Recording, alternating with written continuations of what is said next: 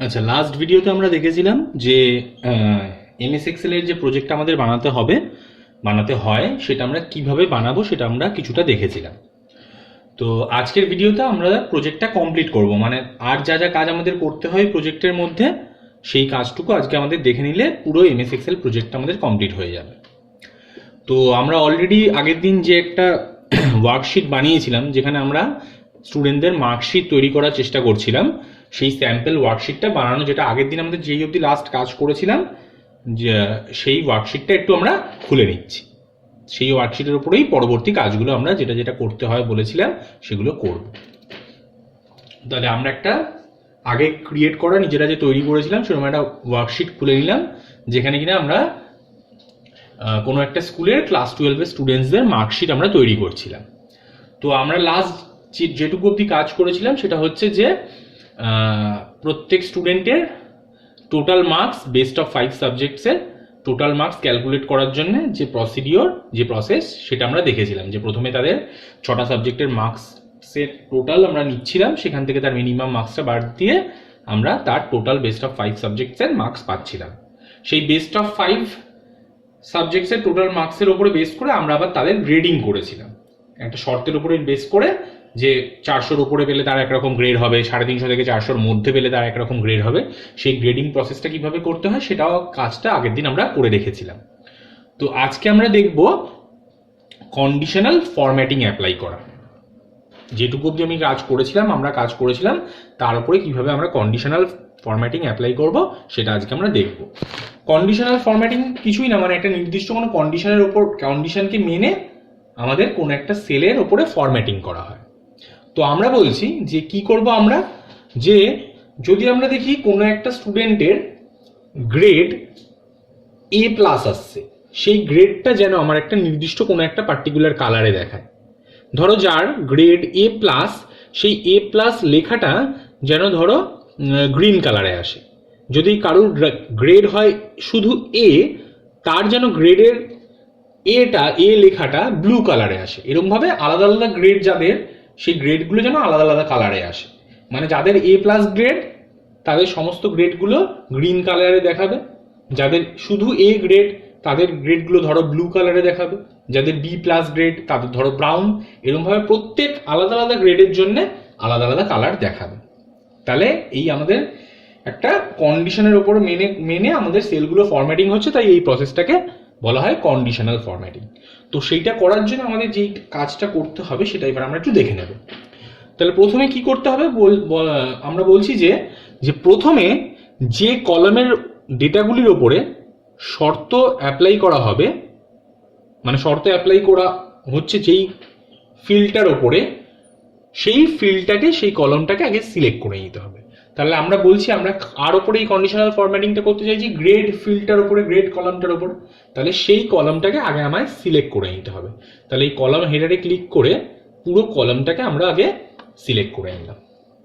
এরপরে নেক্সট আমাদের যেটা করতে হবে সেটা হলো হোম রিবনের স্টাইলস বলে যে কমেন্ট গ্রুপটা আছে, সেই স্টাইলস কমেন্ট গ্রুপের কন্ডিশনাল ফরম্যাটিং বাটনে ক্লিক করতে হবে। মানে এই যে কন্ডিশনাল ফরম্যাটিং বাটন এখানে যে অ্যারো মতো রয়েছে, ডাউন অ্যারো, সেইখানে ক্লিক করতে হবে। ক্লিক করে আমরা কি করব, ওখানে একদম লাস্টে দেখবো ম্যানেজ রুলস বলে একটা অপশন রয়েছে। ওই কন্ডিশনাল ফরম্যাটিং বাটনে ক্লিক, তার পাশে যে ডাউন অ্যারোটা রয়েছে সেই অ্যারোটায় ক্লিক করার পরে যে লিস্টটা আমরা পাবো, সেইখানে লিস্টের একদম লাস্ট যে অপশনটা ম্যানেজ রুলস বলে যেটা রয়েছে, সেই ম্যানেজ রুলসে আমাদের ক্লিক করতে হবে। ক্লিক করার ফলে কি হবে, কন্ডিশনাল ফরম্যাটিং রুলস ম্যানেজার বলে একটা ডায়লগ বক্স আমাদের সামনে আসবে। এই ডায়লগ বক্সে আমরা নিউ রুল বলে একটা বাটন দেখতে পাবো। এই নিউ রুল বাটনে আমাদের ক্লিক করতে হবে। তাহলে এই নিউ রুল বাটনে ক্লিক করলাম। ক্লিক করার ফলে কি হলো, নিউ ফরম্যাটিং রুল বলে একটা ডায়লগ বক্স চলে এলো আমাদের সামনে। এরপর এই ডায়লগ বক্সে সিলেক্ট এ রুল টাইপ বলে অপশন আছে। তাহলে এই সিলেক্ট এ রুল টাইপের মধ্যে আমাদের বিভিন্ন অপশনস রয়েছে। রুলের ধরন কিরকম হবে সেটা আমাদের বলে দেওয়া হচ্ছে। এখান থেকে আমরা কি করব, format only cells that contain যে অপশনটা রয়েছে, যে রুলের অপশনটা রয়েছে সেটাকে সিলেক্ট করে নেব। নিউ ফরম্যাটিং রুল ডায়লগ বক্সে সিলেক্ট এ রুল টাইপের মধ্যে আমরা format only cells that contain যে অপশনটা রয়েছে, যে রুলটা রয়েছে, রুল টাইপটা রয়েছে, সেটাকে আমরা সিলেক্ট করে নেব। সিলেক্ট করে দেখব আমাদের ওখানেই ওই সেম নিউ ফরম্যাটিং রুল এই ডায়লগ বক্সটাতেই নিচের দিকে এডিট দ্য রুল ডেসক্রিপশন বলে একটা অপশন আছে। এই এডিট দ্য রুল ডেসক্রিপশনের মধ্যে ফরম্যাটস অনলি সেলস উইথ বলে একটা অপশন রয়েছে, তার মধ্যে সেল ভ্যালু রয়েছে, তার পাশে বিটুইন রয়েছে। এই বিটুইনের এখানে আমাদের এটাকে, এই বিটুইনের পাশে যে ডাউন অ্যারোটা রয়েছে ওখানে ক্লিক করে আমাদের এই বিটুইন না, এখানে আমাদের ইকুয়াল টু অপশনটাকে সিলেক্ট করতে হবে। করে ইকুয়াল টু অপশনটা যে সিলেক্ট করলাম, করে তার পাশে ইকুয়াল টু ভ্যালু, মানে আমি যত ভ্যালুটা দেখতে চাইছি সেটা লিখতে হবে। আমরা এখানে প্রথমে একদম ফার্স্ট যে গ্রেডটা ছিল সেই গ্রেডের ভ্যালুটা লিখছি, যেটা কিনা আমাদের A+।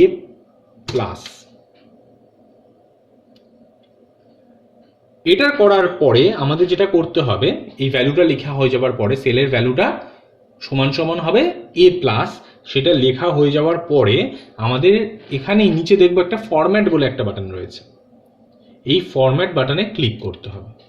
ক্লিক করার ফলে কি হবে, ফরম্যাট সেলস বলে একটা আমাদের ডায়লগ বক্স চলে আসবে। সেই ফরম্যাট সেলস ডায়লগ বক্সে আমরা কালার বলে একটা সেকশন পাবো। সেই কালার সেকশনে আমাদের যেটা অটোমেটিক হয়ে আছে সেখান থেকে আমাদের কোনো একটা কালার ভ্যালু আমাদের সিলেক্ট করে দিতে হবে। ধরো আমি বলছি যে যাদের গ্রেড A+ আসবে সেই A+টা যেন আমাদের রেড কালারে দেখায় বলে আমরা রেড কালারটাকে এখানে সিলেক্ট করলাম। করে আমরা এখানে ওকে বাটনে ক্লিক করব। ওকে বাটনে ক্লিক করার ফলে কি হবে, নিউ ফরম্যাটিং রুল যে ডায়লগ বক্সটা ছিল প্রথমে আমরা খুলেছিলাম, সেই নিউ ফরম্যাটিং রুল ডায়লগ বক্সটা আবার আমাদের সামনে ফিরে চলে আসবে। এখানে এসে আমাদের আবার আরেকবার ওকে ক্লিক করতে হবে, ওকে বাটনে। এই ওকে বাটনে ক্লিক করার ফলে কি হবে, আমাদের কন্ডিশনাল ফরম্যাটিং রুলস ম্যানেজার বলে যে ডায়লগ বক্সটা ছিল একদম প্রথমে খুলেছিলাম সেই ডায়লগ বক্সে ফিরে আসবে। ফিরে আসার পরে আমাদের কি করতে হবে, এটা গেল প্রথম শর্ত, মানে প্রথম রুলটা গেল। আমাদের টোটাল কটা গ্রেড এখানে হতে পারে, এখানে আমাদের বলেছি যে আমরা A+, A, B+B, C, D আর ফেল, এই 7খানা গ্রেড কারুর হতে পারে। তো আমাদের এই 7খানা আলাদা আলাদা রুল আমাদের সেট করতে হবে। তো এই একটা রুল আমাদের সবে সেট করা হয়েছে। এরপরে ঠিক একই প্রসেসে, যেই প্রসেসে আমরা প্রথম A+ গ্রেডের জন্য যেইভাবে সেট করলাম, প্রত্যেক কটা গ্রেডের জন্য আলাদা আলাদা করে আমাদের নিউ রুল সেট করতে হবে। তাহলে এখানে আবার নিউ রুলে ক্লিক করব, ক্লিক করে আবার সেই প্রসেসটা, আগেরবার যেই প্রসেসটা ফলো করেছি সেম প্রসেসই আমাদের কন্টিনিউ করতে হবে। Format only cells that content গেলাম, সেখানে সেল ভ্যালুতে বিটুইনের জায়গায় ইকুয়াল টু দিলাম, ইকুয়াল টু এবার ভ্যালুটা আর A+ না, এবার লিখবো A, করে আবার ফরম্যাটে ক্লিক করব, করে এখানে কালারের মধ্যে আমরা যে কোনো একটা কালার সিলেক্ট করব। ধরো এবার আমরা গ্রিন সিলেক্ট করলাম, করে ওকে করলাম। ওকে করার পরে যে স্ক্রিনে ফিরে গেল আগের নিউ ফরম্যাটিং রুল ডায়লগ বক্সে, সেখানে আবার ওকে ক্লিক করলাম, করার ফলে আবার conditional formatting rules manager dialog বক্সে ফিরে গেল। তাহলে সেকেন্ড রুলটা আমাদের সেট করা হয়ে গেল। এইভাবে থার্ড, ফোর্থ, এরকমভাবে টোটাল 7খানা রুল আমাদের পরপর সেট করতে হবে। সেম প্রসেস কন্টিনিউ করতে করতে করতে করতে আমাদের টোটাল 7খানা রুল আমাদের এখানে সেট করে দিতে হবে।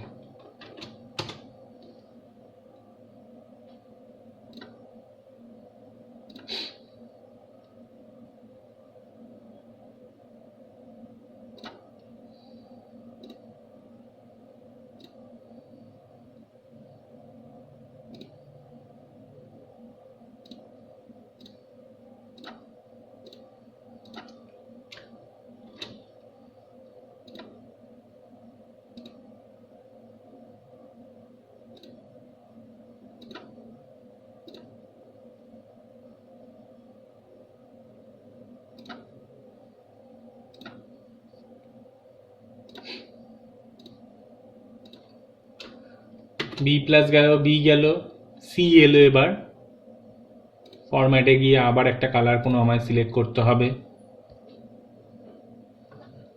ধরো ইয়েলো সিলেক্ট করলাম আমরা,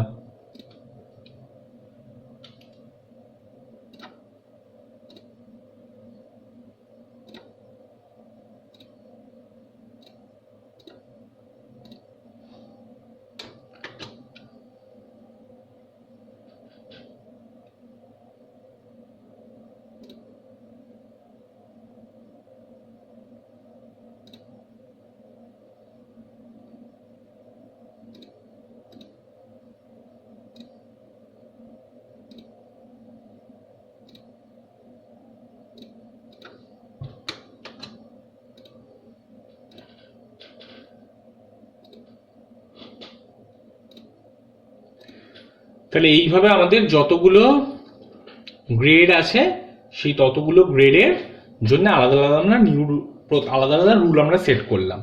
সেট করার পরে সবকটা রুল আমাদের যতগুলো প্রয়োজন, যতগুলো গ্রেড আমাদের রয়েছে সেই সমস্তর জন্য যদি আলাদা আলাদা রুল আমাদের সেট করা হয়ে গিয়ে থাকে, তাহলে আমাদের লাস্টে কি করতে হবে, ওই কন্ডিশনাল ফরম্যাটিং রুলস ম্যানেজার যে ডায়লগ বক্সটা, সেখানে অ্যাপ্লাই বাটনে ক্লিক করতে হবে, করে লাস্টে একদম ওকে বাটনে ক্লিক করতে হবে।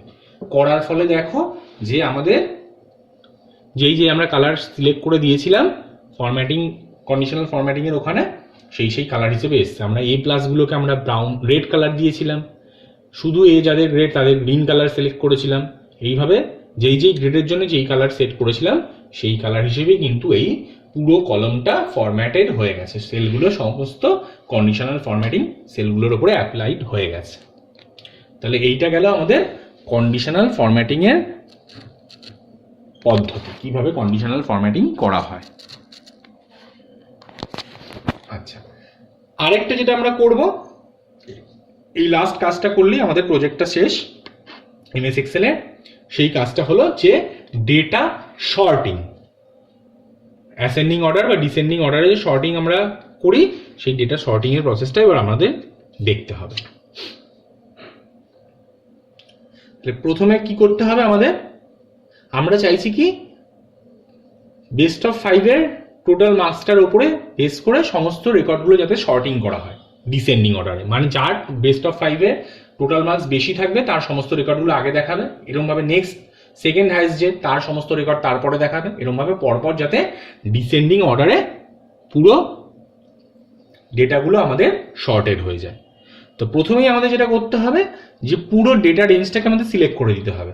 তাহলে যেখান থেকে যেই অবধি ডেটা রেঞ্জটা রয়েছে, ডেটাগুলো রয়েছে যেখানে, সেই পুরো ডেটা রেঞ্জটাকে আমাদের সিলেক্ট করে দিতে হবে, যেটা কিনা আমাদের A4 থেকে শুরু করে, A4 সেল থেকে শুরু করে একদম P18 সেলে গিয়ে শেষ হচ্ছে। তাহলে পুরো ডেটা রেঞ্জটাকে আমাদের, পুরো ডেটা সেটটাকে আমায় সিলেক্ট করে নিলে হলো। নেওয়ার পরে কি করবো আমরা, এরপরে আমাদের হোম রিবানের এডিটিং বলে যে কমেন্ট গ্রুপটা আছে, সেই কমেন্ট গ্রুপে শর্ট অ্যান্ড ফিল্টার, এই বাটনে শর্ট অ্যান্ড ফিল্টার বাটনে ক্লিক করব।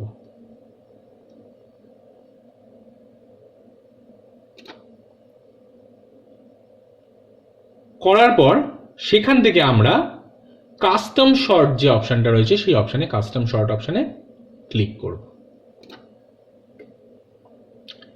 কাস্টম শর্টে ক্লিক করার ফলে কি হবে, আমাদের একটা শর্ট বলে ডায়লগ বক্স আমাদের সামনে আসবে।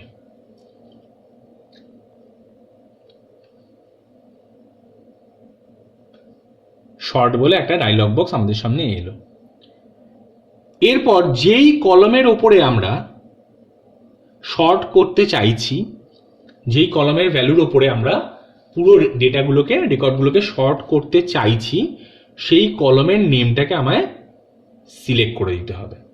তাহলে দেখো এখানে কলম অপশনের এখানে, কলমের এখানে শর্ট বাই বলে অপশন, শর্ট বাই রয়েছে। শর্ট বাই এর মধ্যে আমাদের কোন ফিল্ড অনুযায়ী শর্ট হবে সেই ফিল্ডের টাকে মেনশন করে দিতে হয়। তাহলে আমরা প্রথমেই বললাম যে বেস্ট অফ 5 এর যে টোটাল মার্কসটা প্রাপ্ত নম্বরটা রয়েছে তার উপরে আমরা শর্টিংটা করতে চাইছি। তাহলে আমাদের এখানে এই শর্ট বাই এর এখানে এই বেস্ট অফ 5 যে টোটাল ফিল্ডটা রয়েছে সেটাকে সিলেক্ট করে দিতে হবে। সিলেক্ট করার পরে আমরা দেখলাম তার পাশেই শর্ট অন বলে রয়েছে যেটা ভ্যালুস, সেই ভ্যালুসটা আমাদের ভ্যালুই থাকবে, এটা আমরা কিছু চেঞ্জ করব না। অর্ডারিংটা কেমন হবে তার পাশে একদম রাইট সাইডে অর্ডারিংটা কেমন হবে সেটা এখানে আমাদের মেনশন করে দিতে হবে। এখানে অর্ডারিংটা বাই ডিফল্ট দেখছি আমরা স্মলেস্ট টু লার্জেস্ট হয়ে আছে, মানে যার টোটাল নাম্বার সবচেয়ে কম তাকে আগে দেখানোর কথা এখানে বলা হচ্ছে, কিন্তু আমরা সেটা চাইছি না। আমরা চাইছি যে ডিসেন্ডিং অর্ডারে শর্ট করতে, মানে আমরা বড় থেকে ছোট, মানে যার বেশি নম্বর, যার প্রাপ্ত নম্বর বেশি তার সমস্ত রেকর্ড আগে দেখতে চাইছি, তারপরে সেকেন্ড যে হাইস্ট সেরকম ভাবে দেখতে চাইছি। তাহলে এই অর্ডারিং এর এখানে আমাদের এই ডাউন অ্যারো যেটা রয়েছে এখানে ক্লিক করে আমাদের লার্জেস্ট টু স্মলেস্টটাকে সিলেক্ট করে নিতে হবে। করে যেই মুহূর্তে আমরা ওকে করব, দেখবো যে বেস্ট অফ 5-এ টোটাল মার্কসগুলোতে যাদের বেশি নম্বর ছিল তাদের সমস্ত রেকর্ডগুলো আগে এসছে। এরকমভাবে পরপর সমস্ত যে স্টুডেন্টদের রেকর্ডগুলো যেগুলো ছিল সেগুলো তাদের জায়গা পরিবর্তন করেছে। মানে সেকেন্ড হাইয়েস্ট যার হয়েছে তার সমস্ত রেকর্ড সেকেন্ড পজিশনে চলে এসছে। এইভাবে পুরো রেকর্ডগুলোই নিজেদের মধ্যে স্থান পরিবর্তন করে শর্টেড হয়ে গেছে, ডিসেন্ডিং অর্ডারে শর্টেড হয়ে গেছে। তাহলে এটা গেল আমাদের টোটাল মার্কস বেস্ট অফ 5-এর অনুযায়ী সমস্ত রেকর্ডগুলো ডিসেন্ডিং অর্ডারে শর্টিং। তাহলে আমরা যখন প্রজেক্টের কপি বানাবো, আমরা এই কাজগুলো যেগুলো করছি সেগুলো কিভাবে করছি, প্রত্যেক কটা স্টেপ যেন, প্রত্যেক কটা কাজের যেই স্টেপগুলো আমরা ফলো করছি সেই স্টেপগুলো যেন আমরা পরপর খাতায় লিখি। যেই কাজগুলো করলাম আমরা সেই কাজগুলো একটা প্রিন্টেড ফরম্যাটে, মানে এক্সেল ওয়ার্কশিটের একটা প্রিন্ট দিতে হবে। মানে আমরা একদম প্রথমে যে একটা নর্মাল ওয়ার্কশিট প্রথমে একদম বানিয়েছিলাম, সেই নর্মাল একদম প্রথম যে ওয়ার্কশিটটা বানিয়েছিলাম সেই ওয়ার্কশিটের একটা প্রিন্ট আউট। তারপরে আমরা কন্ডিশনাল ফরম্যাটিং যে করলাম সেই কন্ডিশনাল ফরম্যাটিংয়ের একটা প্রিন্ট আউট। আর একদম শেষে আমরা যেই ডেটা শর্টিং করলাম ডিসেন্ডিং অর্ডারে, সেই শর্টেড যে পেজটা ডেটার সেটারও একটা প্রিন্ট আউট। মানে টোটাল 3টে প্রিন্ট আউট আমাদের দিতে হবে। এছাড়াও আমাদের বাকি নিজের হাতে লিখতে হবে যে কিভাবে আমরা কাজগুলো করলাম। প্রথমে কিভাবে আমরা ডেটাগুলোকে এন্ট্রি করেছি, তার জন্য আমরা কি করেছি। যেরকম আমরা একদম ওপরে স্কুলের নামটাকে আনার জন্য আমরা উপরে সেলগুলোকে মার্চ করেছি, সেই মার্চটা কিভাবে করা হয়েছে। বা আমরা যদি কোনো কলমের হেডারকে আমরা বোল্ড করে থাকি, সেই বোল্ডগুলো কিভাবে করা হয়েছে। যা আমরা কাজ করবো এই প্রজেক্টটা করার জন্য, সেই কাজগুলো কিভাবে করেছি সেই করার প্রসেসটা যেন আমাদের খাতায় লেখা থাকে। তাহলে ইন ডিটেলস পুরো প্রসেসটা আমাদের খাতায় লেখা থাকবে। তাছাড়াও আমাদের এরকম 3টে যে ওয়ার্কশিটের পেজ আমরা বানাচ্ছি আলাদা আলাদা করে, একদম প্রথমে একদম ফার্স্টে যে পেজটা বানিয়েছি যেখানে শুধু রেকর্ডগুলো আমরা এন্ট্রি করছি সেইটার পেজটার একটা প্রিন্ট আউট। তারপরে আমরা কন্ডিশনাল ফরম্যাটিং করার পরে যেই ওয়ার্কশিটটা আমরা পাচ্ছি সেই ওয়ার্কশিটের একটা প্রিন্ট আউট। আর একদম লাস্টে ডেটা শর্টিং যখন করলাম সেই ডেটা শর্টিংয়ের পর যে পেজটা আমরা পেলাম শর্টেড পেজটা, সেই শর্টেড পেজের একটা প্রিন্ট আউট। মানে টোটাল 3টে প্রিন্ট আউট আমাদের এখান থেকে ওয়ার্কশিটে নিতে হবে। আর আলাদা আলাদা যে কাজগুলো করছি সেই কাজগুলো যেন আমরা হেডিং দিয়ে, মানে যখন আমরা কন্ডিশনাল ফরম্যাটিং করলাম তাহলে কন্ডিশনাল ফরম্যাটিং করার জন্য আমরা কি করেছি সেটা যেন আমরা কন্ডিশনাল ফরম্যাটিং হেডিং দিয়ে তার আন্ডারে আমরা পরপর স্টেপগুলো লিখি যে কিভাবে আমরা কি প্রসেসে কন্ডিশনাল ফরম্যাটিং করেছি। তারপরে একদম লাস্টে যখন আমরা ডিসেন্ডিং অর্ডারে শর্টিং করলাম সেই শর্টিংটাও যেন আমরা ডিসেন্ডিং অর্ডারে শর্টিং বলে হেডিং দিয়ে তারপরে স্টেপসগুলো পরপর আমরা যেন লিখি। তাহলে যা আমরা কাজ করেছি সমস্ত কাজের একটা করে হেডিং দিয়ে কিভাবে সেই কাজগুলো করা হয়েছে সেগুলো আমাদের খাতায় ইন ডিটেলস লিখতে হবে। আর তার সাথে আমাদের প্রত্যেক কটা কাজের করেছি আমরা সেই প্রুফ হিসেবে আমরা এই ওয়ার্কশিটগুলোর একটা করে প্রিন্ট আউট দিতে হবে। টোটাল 3টে প্রিন্ট আউট ওয়ার্কশিটে। তাহলে এটা গেল আমাদের পুরো কমপ্লিট এমএস এক্সেল প্রজেক্ট হলো। তাহলে এই হিসাবে তোমাদের এমএস এক্সেল এর প্রজেক্টটা তৈরি করে ফেলতে হবে। তৈরি করে তারপরে তোমাদের একসাথে এরপর আরও একটা প্রজেক্ট আমরা বানাবো যেটা কিনা আমাদের HTML এর প্রজেক্ট। সেটা বানানোর পরে আমরা দুটো প্রজেক্ট একসাথে ফাইনালি সাবমিট করে দেবো। তাহলে এটা গেল এমএস এক্সেল প্রজেক্টের পুরো কাজটা।